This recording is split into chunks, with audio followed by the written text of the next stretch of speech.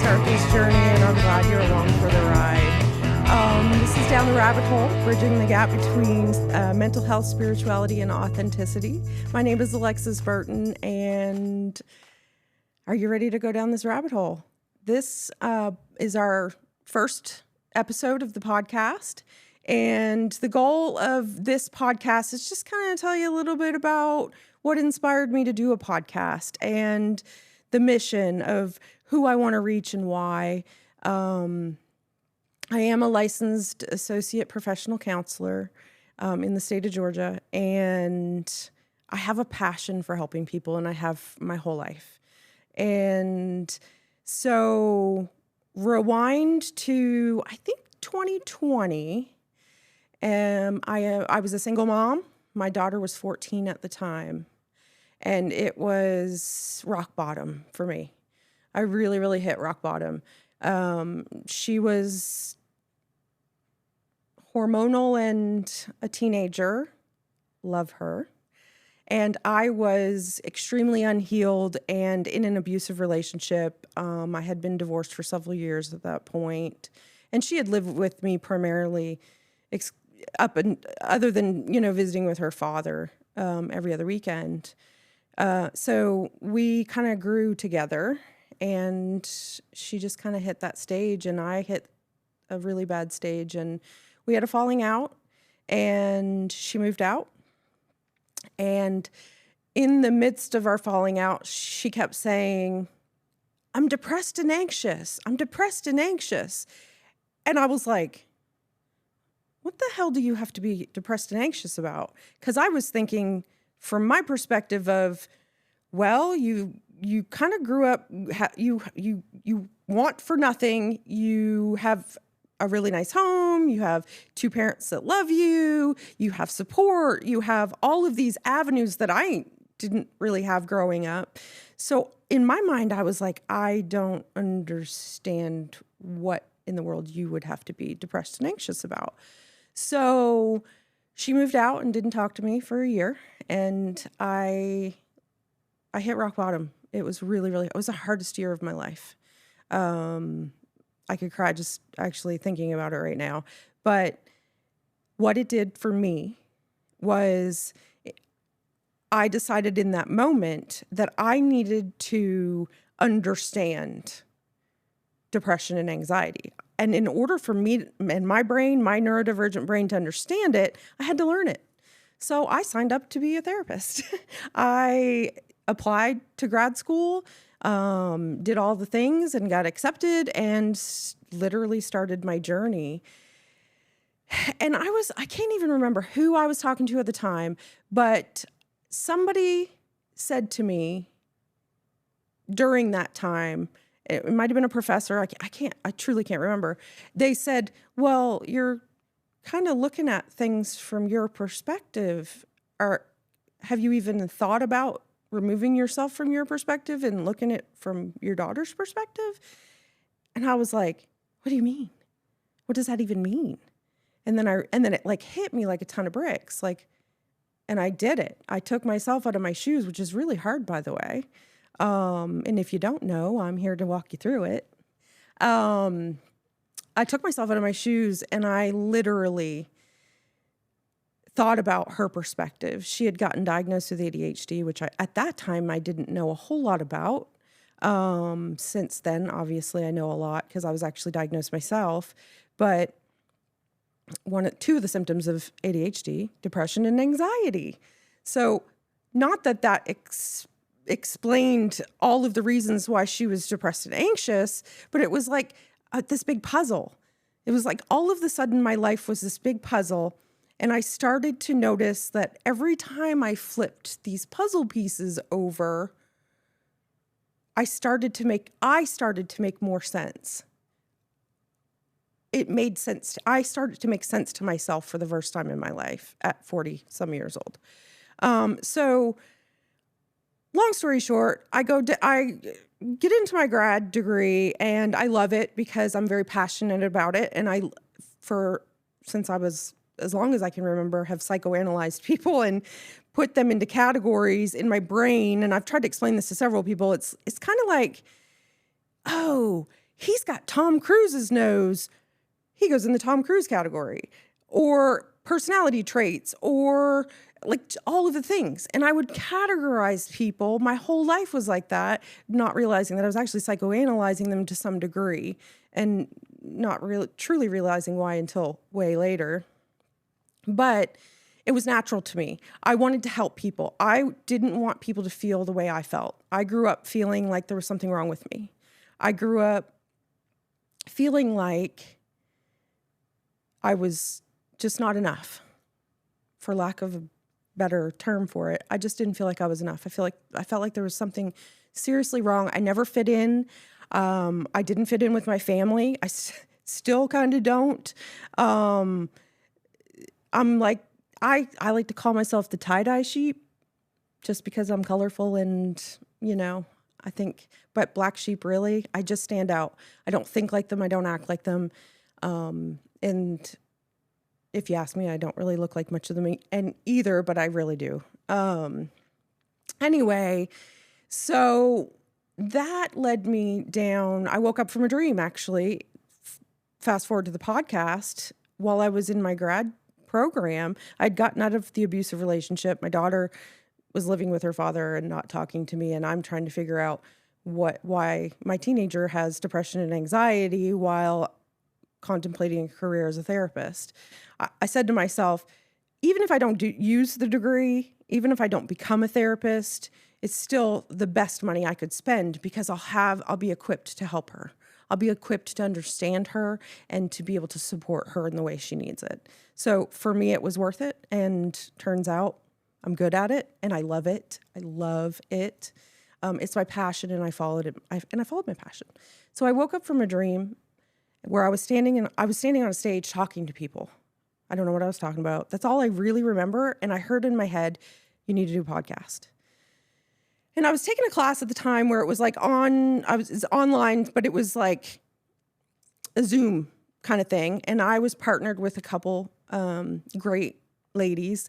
One was my age and one was really a lot younger. And I was telling them, I was like, I have this idea. I think I want to do this podcast. And they were so supportive and they were like, yes, you need to do this podcast. And we were talking about our life goals and all of the things. And I said, I don't know why. I just feel like I really have to do this. And I said, I kind of know what I want to call it. And they were like, well, what do you want to call it? And I'm like, Down the Rabbit Hole. And that's all I had at that point. And they were like, why? And I said, because my life's kind of like an acid trip. And at that point, I didn't know what an acid trip was even like, to be honest with you. But, Alice in Wonderland, all the weird things. No, I feel like nobody would believe me if I told them all the crap that I'd been through. So to me, it was just like, that's perfect. Down the rabbit hole. It's kind of like, where are we going? Where's it going to lead to? What are we going to learn? Anyway, so I sat on it and I sat on it and I sat on it and I procrastinated it. And it was still forefront in my mind. I was still reminded. I did a vision board. I put it on my vision board, still there. And then I bought the equipment, the little home equipment that you can get. And it's still sitting in my closet, unopened. And it sat there and it haunted me. And I kept saying, I need to pull it out. This is ADHD procrastination at its finest. But I said, I need to pull that out. I need to pull it out. And I kept procrastinating. And finally, I pulled it out. And then I was like, nope. I don't like technology. I'm old. I don't do. So I was like, I don't want to figure this out. So that was my excuse for not doing it. So it sat for years. And then divine intervention, I like to call it. I met a good friend of mine who said, I want to do a side gig and I want to do podcasts. And I was like, guess what? I really want to do a podcast and I think I'd be really good at it. Not that I would be really good at it, but that I would be able to reach people, be able to reach the people that wouldn't necessarily make it to my room, to my therapy room, my counseling room. The people who are out there thinking there's something wrong with me. I don't fit in. The hopeless, the people that think why do I feel this way? Why am I like this? Why? That's, again, my neurodivergent brain trying to fit those puzzle pieces together. And so here we are, down the rabbit hole. I wanted to bridge the gap between mental health, first of all, to try to erase the stigma of mental health, because I know there is still kind of a stigma. It's not as bad as it was when I was young, but it's still there. People still feel judged, I think, in some way. Oh, you're going to therapy? Like, what's wrong with them? You know, I've seen it. And I want to kind of erase that, not erase it, but soften it, because I'm never going to erase it. I get that. But then enter spirituality. I grew up with no religion. My family was not religious. I moved to Georgia from Canada 21 years ago, and married a Christian, and went to church the whole marriage. And there were aspects that I really, really loved, and there were aspects that I really, really did not like. It never rang true to me. It never really resonated. I didn't feel like I was home in that environment, but there was still something. I still I believe in God, and there was just something of a bigger pull. And I found out after my divorce and kind of leaving the church and all those things, that I was still deeply spiritual, meaning I talk to God all the time. I talk to God daily. I believe in angels and archangels and all of the things, but it just didn't fit into that box, kind of like me. I don't fit into my family, box, or I don't fit into societal box. I'm different, and it took me a long time to embrace it, but I like being different. So then there were so many people over the last few years of being a therapist that were coming into my office, sitting down and saying, something doesn't feel right. I've been going to church my whole life. I was raised in Christianity or whatever. And it just, something's not clicking. It's not, the math isn't mathing. It's not adding up. Like, why am I feeling this way? Am I going to hell? Like, what is wrong? Why all of the sudden there's this shift? And I noticed it with a lot of clients.